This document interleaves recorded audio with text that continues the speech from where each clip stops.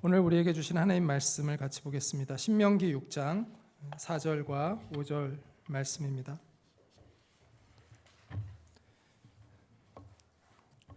신명기 6장 271쪽에 있습니다. 신명기 6장 4절과 5절의 말씀입니다.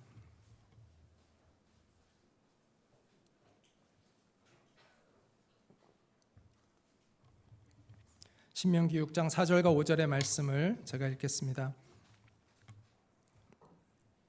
이스라엘아 들으라. 우리 하나님 여호와는 오직 유일한 여호와이시니 너는 마음을 다하고 뜻을 다하고 힘을 다하여 내 하나님 여호와를 사랑하라. 아멘.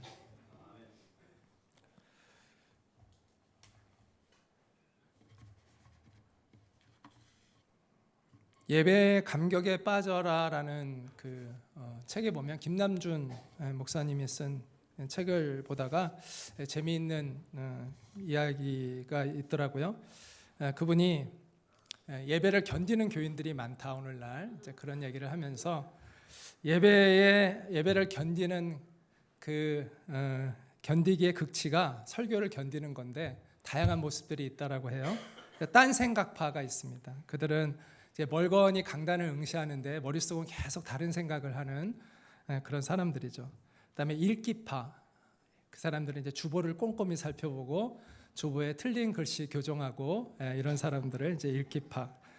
수면파는 들으면 아시겠죠. 졸면서 예배를 드리는 분들. 그다음에 시간 절약파, 수시로 시계를 들여다보는 사람들. 그다음에 쪽지파, 쪽지로 옆에서 막 계속 글씨 쓰면서 서로 대화하는 그러한 사람들입니다. 그다음에 회의파, 예배 후에 있을 회의를 준비하고 있는 그런 사람들 회의파. 그다음에 실속파가 있습니다. 그나마 제일 나은 건데 성경 읽기 하는 겁니다. 자기 나름대로 성경을 읽는 사람 이렇게 있다고 합니다. 요즘은 또 휴대폰파들이 또 있는 것 같아요. 사실 설교에 집중하지 못하는 것이 꼭 청중들의 문제는 아닌 것 같습니다. 어떤 권사님이 설교 중에 계속 졸고 있었어요. 그래서 목사님이 그걸 보다 하도 민망해가지고 옆에 있는 분에게 권사님 좀 깨우라고 해가지고 그 사람이 툭툭 쳐가지고 권사님이 이제 깼어요. 그래서 이제 목사님이 권사님에게 설교하고 있는데 이렇게 졸면 어떻게 하냐고 책망을 했습니다. 그랬더니 그 권사님이 대놓고 말은 못하고 이제 속으로 이렇게 중얼거렸다고 하죠. 자기가 재워놓고 왜 나한테 난리냐고. 그래서 저는 조는 분들에게 뭐라고 하지 않습니다. 편하게 주무시고 피곤하시면 편하게 주무시고 다만 꿈속에서라도 주님을 만날 수 있기를 바랄 뿐입니다. 우리에게는 정말 부흥이 필요한 것 같아요. 부흥. 주님을 향하면 우리의 가슴이 뜨거워지고 정말 우리의 심장이 두근거리는 그런 그리스도인들, 살아있는 그리스도인들이 이 땅에 일어나야 된다고 생각합니다. 그런데 우리는 어디에서부터 우리는 이 부흥을 맞이할 수 있을까요? 간절히 열망하는 그 부흥을 맞이하려면 우리는 무엇에서부터 우리는 회복이 있어야 할까요? 그건 한마디로 얘기하면 예배 회복이라고 말할 수가 있습니다. 왜 그럴까요? 도대체 예배가 무엇이기에? 예배가 무엇이기에 우리는 예배의 회복에서부터 우리는 부흥을 맞이할 수 있고 예배가 회복되어야 우리가 살아날 수 있다라고 말하는 것일까요? 도대체 예배가 무엇이기에? 일반적으로 예배는 하나님과의 만남이라고 흔히 얘기하잖아요. 하나님과의 만남. 그런데 저는 예배의 본질은 하나님과의 만남보다 더 중요한 본질이 있다고 생각합니다. 그것은 하나님을 사랑하는 것입니다.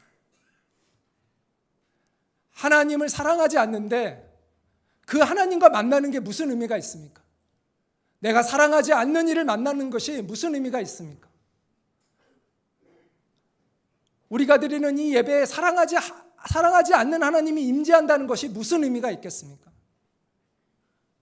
예배는 하나님과의 만남이지만 그보다 더 중요한 예배를 예배답게 하는 가장 중요한 것은 하나님을 사랑하는 것입니다. 하나님을 사랑하지 않으면 하나님과의 만남은 아무런 의미가 없는 것이죠. 그래서 예배의 회복은 하나님을 향한 사랑의 회복이라고 말할 수 있습니다. 이스라엘 사람들에게 있어서 가장 중요한 성경을 하나를 꼽으라면 우리가 오늘 읽었던 신명기 6장 4절부터 5절에 있는 말씀입니다. 이 말씀을 쉐마라고 이야기합니다. 쉐마는 히브리어로 들으라 라는 뜻입니다. 쉐마 이스라엘 이렇게 시작을 하기 때문에 이 말씀 제목이 쉐마입니다. 신명기는 모세가 유언과 같이 선포한 말씀입니다. 이제 가나안 땅으로 들어가는 그 다음 세대들에게 모세는 가나안에 입성하지 못했잖아요. 모세가 자기의 유언처럼 그 후손들에게 설교한 것이 신명기인데 그 신명기의 말씀 중에서도 가장 중요한 말씀이 바로 신명기 6장 4절과 5절의 말씀입니다. 우리 같이 한번 큰 소리로 같이 읽겠습니다. 시작. 이스라엘아 들으라. 우리 하나님 여호와는 오직 유일한 여호와이시니 너는 마음을 다하고 뜻을 다하고 힘을 다하여 내 하나님 여호와를 사랑하라. 자, 계속되는 신명기 6장 6절부터 9절에 보면 모세가 이 말씀을 얼마나 중요하게 여겼는지를 또한 알 수 있습니다. 그 다음에 이렇게 얘기합니다. 오늘 내가 내게 명하는 이 말씀을 너는 마음에 새기고 내 자녀에게 부지런히 가르치며 집에 앉았을 때에든지 길을 갈 때에든지 누워 있을 때에든지 일어날 때에든지 이 말씀을 강론할 것이며 너는 또 그것을 내 손목에 메어 기호를 삼으며 내 미간에 붙여 표로 삼고 또 내 집 문설주와 바깥문에 기록할지니라. 얼마나 중요한지를 알겠죠. 얼마나 모세가 강조하고 있는 말씀인지를 알겠죠. 한마디로 말해서 마음을 다해 하나님을 사랑하라는 이 메시지를, 이 명령을 너희는 절대 잊어서는 안 된다라는 것입니다. 생명처럼 생각하고 네 가슴에 새기고 살아라라고 말씀하고 있는 것이죠. 네가 평생에 단 하나의 나의 명령을 너희가 기억해야 한다면 바로 이 명령이다라고 이야기하고 있는 것입니다. 하나님을 사랑하는 것이 예배입니다. 예배는 우리의 생명이라고 이야기할 수 있습니다. 자, 예배를 놓친다는 것은, 예배에서 실패한다는 것은 모든 것을 실패하는 것입니다. 그러므로 우리는 오늘 이 말씀을 우리의 심장에 새겨야 합니다. 그래서 우리의 심장이 두근거릴 때마다 이 말씀이 우리 가운데 기억되어야 합니다. 우리 하나님 여호와는 오직 유일한 여호와이시니 너는 마음을 다하고 뜻을 다하고 힘을 다하여 내 하나님 여호와를 사랑하라.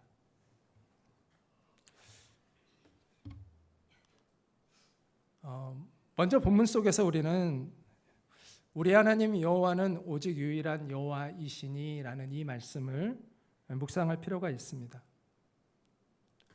우리 하나님은 유일한 참 하나님이시다라는 것이죠. 세상 사람들은 이 땅에 수많은 신들이 있다라는 생각을 갖고 있는 사람들이 있습니다. 무신론자들도 많지만 또 수많은 신들이 있다고 여기는 그런 사람들도 많습니다. 그러나 성경은 우리를 지으신 하나님은 오직 유일한 하나님 한 분이라고 분명하게 말씀하고 있습니다. 여러분은 하나님이, 우리 여호와 하나님이 참 하나님인 걸 여러분은 어떻게 느끼시나요? 어떻게 해서 그것을 여러분은 깨닫고 계신가요?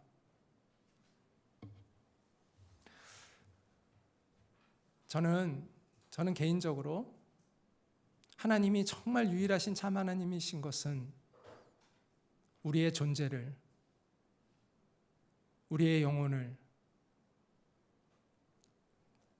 가장 사랑하시는 분이 저는 하나님이시라는 것을 깨닫고 나서 정말 이 하나님은 진짜 하나님이다라는 것을 저는 깊이 깨달았습니다.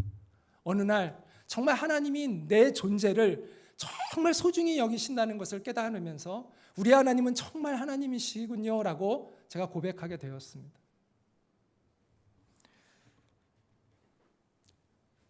여러분을 정말 사랑하는 사람은 누굴까요? 그 사람이 목사이든 선생님이든 부모이든 여러분을 정말 사랑하는 사람들의 특징은 무엇입니까? 그 사람은 틀림없이 여러분의 존재를 걱정해 주는 사람일 것입니다.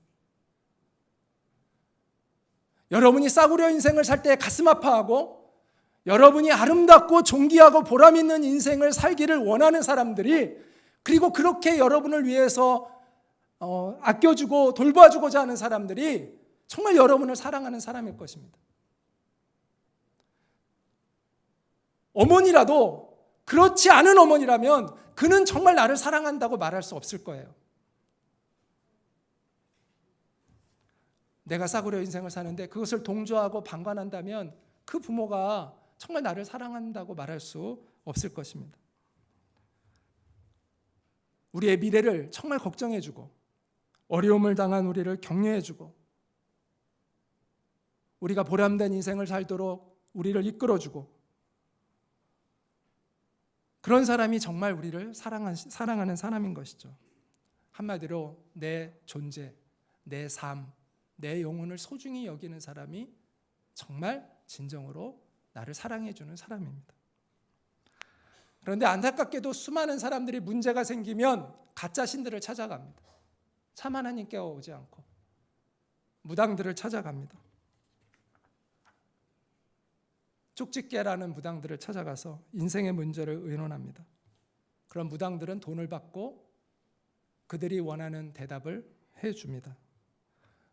어떤 대학에 갈 수 있고 어떤 직장을 얻을 수 있고 언제 배우자를 만나고 언제 돈을 많이 벌 수 있고 얼마나 오래 살 수 있는지를 말해줍니다. 그러나 그들의 인생에는 관심이 없습니다. 그들의 존재에는 관심이 없습니다. 그가 어떤 삶을 살든 개의치 않습니다. 왜 그럴까요? 그 무당들이 섬기는 그 신들은 관심이 없는 것입니다. 그 가짜 신들은 관심이 없습니다. 그러나 하나님은 우리가 묻는 질문에 일일이 대답하시지 않습니다. 하나님, 제가 언제 돈을 많이 벌 수 있습니까? 대답하시지 않습니다. 하나님, 제가 언제 직장에서 승진할 수 있습니까? 대답하시지 않습니다. 대신 하나님은 표현은 때때로 다양하지만 하나님이 늘 말씀하시는 것은 제 경험으로는 이와 같은 것이었습니다. 나는 네가 세상에서 출세하고 부자가 되는 것보다 나는 네가 사람다운 사람이 됐으면 좋겠다. 너는 사랑을 배우고 있니? 너는 정말 보람된 인생을 살아가고 있니? 너는 경건하고 거룩함을 알아가고 있니? 내가 너를 사랑한다. 홍준아, 너는 정말 걱정이 많구나. 그러나 아무것도 염려하지 말아라. 내가 너와 함께하고 있다. 너는 너의 미래를 내게 맡기고 내 약속을 믿고 그냥 나를 따르면 된다. 내가 너 책임져 줄 거야. 저는 이렇게 말씀하시는 하나님이 처음엔 답답했어요. 아주 제가 궁금한 것 좀 막 알려주시면 좋을 텐데 왜 그런 걸 안 알려주시고 이런 말씀만 할까? 이런 마음의 감동만 자꾸 올까? 답답했습니다. 그러나 제가 철이 들면서 아까도 말씀했지만 이 하나님이야말로 정말 진정한 하나님이구나 라는 것을 깨달을 수 있었습니다. 이분이야말로 내가 내 인생을 맡길 수 있는 분이구나.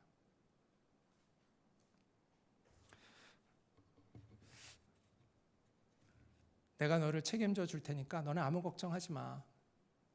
저는 이 말씀이 감출 수 없는 하나님의 자신감처럼 느껴졌습니다. 구차하게 하나님께서 우리에게 언제 직장에 승진을 하고 우리가 언제 결혼하고 언제 돈을 벌고 그런 걸 하나님이 알려주셔야 되겠습니까? 대신에 하나님이 나를 사랑하신다는 것입니다. 창조주 하나님, 내가 너를 사랑하면 되지 않았느냐라는 것이죠. 뭐가 더 필요해? 내가 너를 사랑한다. 이 하나면 족한 거 아니니? 내가 너를 책임져 주겠다고 했는데 뭐가 문제니? 여호와 하나님만이 유일한 하나님이십니다. 하나님은 인간이 만들어낸 하나님이 아닙니다. 우리의 필요에 의해서 만들어낸 하나님이 아닙니다. 하나님은 스스로 계신 온 우주를 창조하신 하나님이시죠. 그런데 그 하나님이 우리를 당신의 형상으로 창조하셨기에 우리를 너무나 지극히 사랑하고 계십니다. 그 유일하신 참 하나님, 여호와 하나님만을 믿고 따르는 여러분 되시기를 바랍니다. 더 나아가서 그분을 사랑하는 여러분이 되시기를 바랍니다. 또 그 다음에 성경은 이렇게 말씀합니다. 같이 한번 읽어볼까요? 시작. 너는 마음을 다하고 뜻을 다하고 힘을 다하여 내 하나님 여호와를 사랑하라.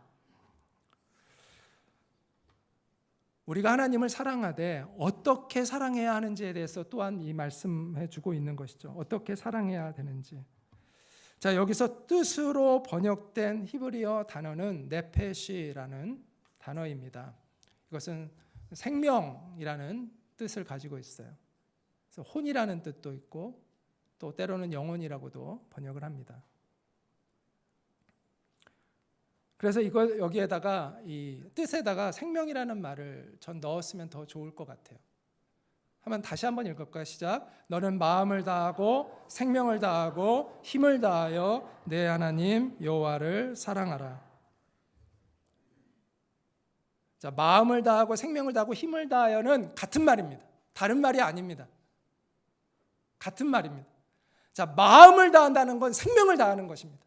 내가 누구를 마음을 다하여 사랑한다는 것은 내 생명을 걸고 그를 사랑한다는 것이죠. 내가 누구를 생명을 걸고 사랑한다면 내 온 힘을 다하여 사랑할 수밖에 없는 것이죠. 그래서 이것은 다른 게 아닙니다.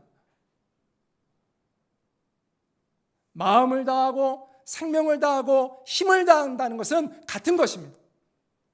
이것은 나의 전 존재를 다하여 하나님을 사랑한다는 것이죠.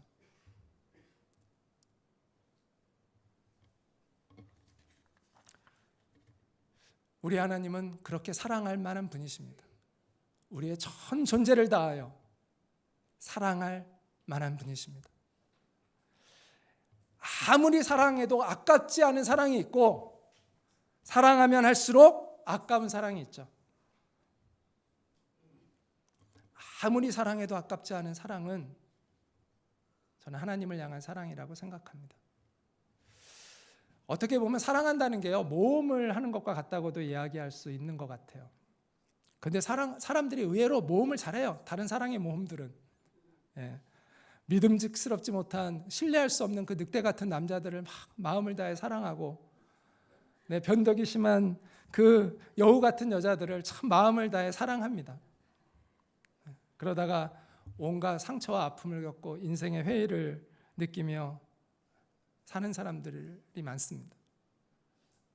남자들에게 있어서 30대의 가장 잔인한 악몽은 군대에 다시 가야 한다는 꿈을 꾸는 것이라고 하거든요.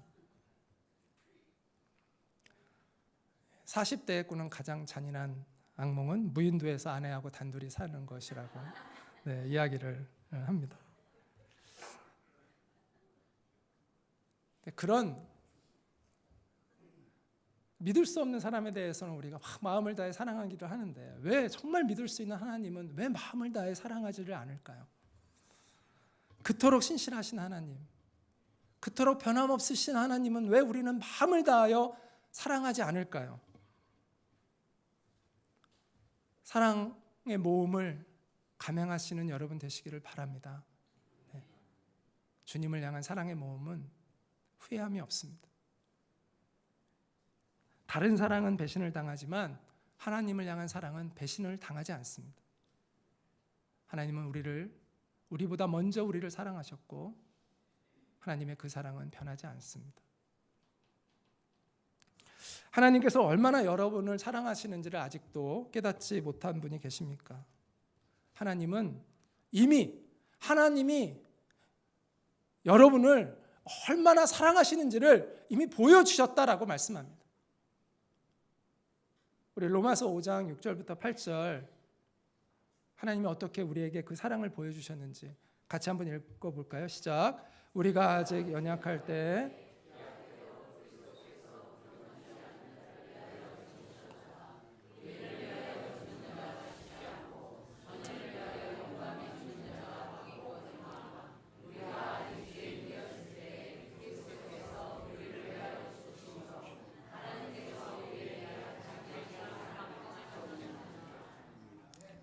십자가는 우리를 향한 하나님의 사랑이 어떤 사랑인지를 우리에게 보여주고 있다고 말씀하고 있습니다. 우리가 사람다울 때 우리를 사랑하신 것이 아니라는 것이죠. 오히려 우리가 연약할 때, 심지어 하나님을 배반하고 거역하는 길로 가고 있을 때, 우리가 죄인으로 살고 있을 때, 우리가 죽음의 길을 향하여 어리석은 고집을 부리며 살아가고 있을 때 주님이 우리를 위해 죽어주셨다고 성경은 이야기하고 있습니다. 십자가는 자주 이야기하지만 우리를 향한 하나님의 피 묻은 사랑입니다. 하나님의 사랑을 무엇으로 더 표현해야 합니까? 우리를 부자로 만들어줘야 하나님의 사랑을 믿을 수 있겠습니까? 내 병든 몸을 고쳐주어야 하나님의 사랑을 믿을 수 있겠습니까? 내가 욕심내는 이 세상의 쾌락과 만족을 채워줘야 하나님의 사랑을 믿을 수 있겠습니까? 아니요. 내가 암에서 나아도 내가 구하는 것을 다 얻는다 하더라도 십자가를 통해서 하나님의 사랑을 깨달을 수 없다면 하나님의 사랑을 알지 못합니다.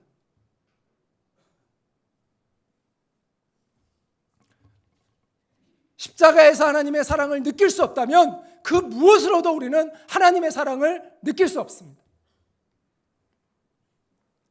하나님이 우리를 위해 죽으셨다는 거잖아요. 그런데 하나님의 사랑을 확인하기 위해서 우리가 무엇이 더 필요합니까? 무엇을 더 보아야, 무엇을 더 가져야 우리가 하나님의 사랑을 믿을 수 있다고 말할 수 있겠습니까? 남겨진 것은 이제 하나입니다. 우리도 하나님을 사랑하는 것입니다. 그것만이 우리가 사람답게 사는 것입니다. 그것만이 우리가 그리스도인답게 살아갈 수 있는 것입니다. 오늘날 교인들이 설교를 많이 듣고 성경 공부도 많이 하고 성경을 많이 아는데도 불구하고 삶이 변하지 않는다고 말을 합니다. 머리만 커졌다 흔히 이렇게 비판을 하죠. 여러분, 그 근본적인 원인이 어디에 있는 것 같으세요?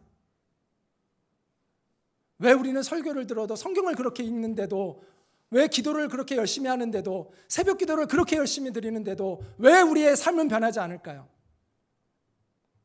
바로 예배가 무너졌기 때문입니다. 저는 여기서 예배는 이런 주일 예배, 형식적인 주일날마다 드리는 이런 예배를 얘기하는 것이 아니라 하나님을 향한 사랑이 무너졌기 때문이라는 것이죠. 늘 이야기하지만 예배는 이 예배당 안에서만 드리는 게 아닙니다. 우리는 일상에서도 하나님을 예배할 수 있습니다. 하나님을 정말 사랑하는 마음으로 주님을 바라보면서 하는 그 모든 것은 하나님이 받으시는 예배가 될 수 있습니다. 이 예배에서 실패했기 때문에 우리의 삶은 변하지 않는 것입니다. 하나님을 사랑하지 않으면 아무리 설교를 들어도, 아무리 성경을 많이 읽어도, 아무리 기도를 많이 해도 변하지 않습니다. 제가 한 여자를 사랑하게 되니까 그녀에 대해서 알게 되는 것이 나를 바꾸더라고요.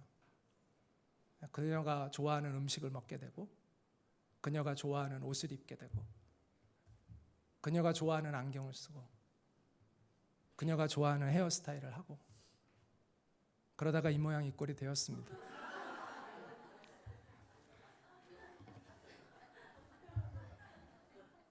근데 제가 사랑하지 않는 여자는 그녀를 알아도 아무런 상관이 없어요. 내 인생에 아무런 변화가 없어요. 그녀가 뭘 좋아하든 나를 바꾸지 않아요. 하나님을 사랑하지 않으면 아무것도 안 바뀝니다. 하나님을 사랑하지 않는데 하나님에 대해서 아는 것이 무슨 상관이 있습니까? 성경을 통해서 설교를 통해서 하나님을 알게 되는 게 무슨 소용이 있습니까? 바뀌지 않습니다. 하나님을 사랑하지 않으면 아무런 변화가 일어나지 않습니다. 그러나 하나님을 사랑하면 바뀝니다. 하나님을 사랑하면 말씀이 나를 바꾸고, 하나님을 사랑하게 되면 그 기도가 나를 바꾸고, 하나님을 사랑하게 되면 하나님을 향한 그 찬양이 나를 바꾸는 것입니다.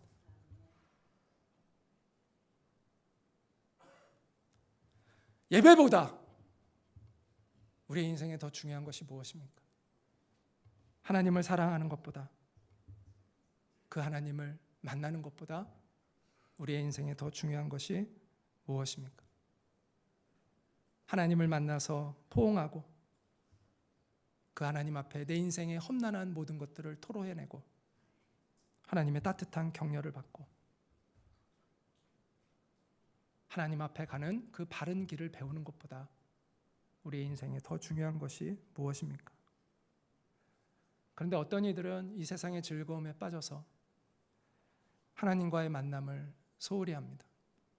또 어떤 이들은 비즈니스가 너무 바빠서 하나님과 깊은 교제를 하지 못합니다. 심지어 어떤 이들은 교회 사역이 너무 바빠서 마음을 다해 예배하지 못합니다.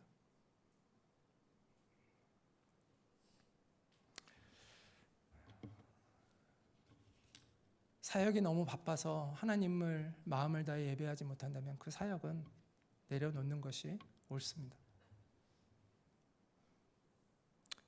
사업이 너무 바빠서, 비즈니스가 너무 바빠서 하나님과 깊은 교제를 하지 못한다면 그 비즈니스는 빨리 망해야 합니다.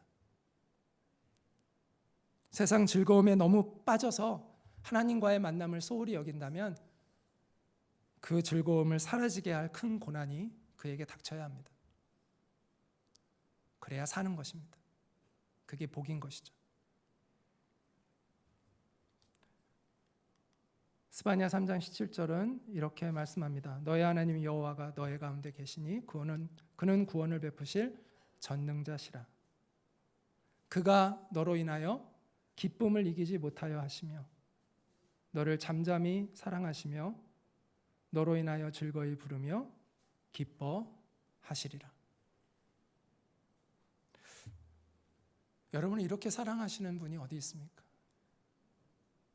전능자 하나님이 우리를 이렇게 사랑하신다고 말씀합니다. 이런 하나님을 외면하는 사람은 어리석은 사람입니다.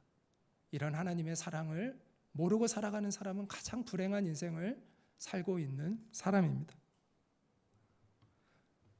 돈 때문에 영혼을 팔아먹는 어리석은 사람이 되지 마시기 바랍니다.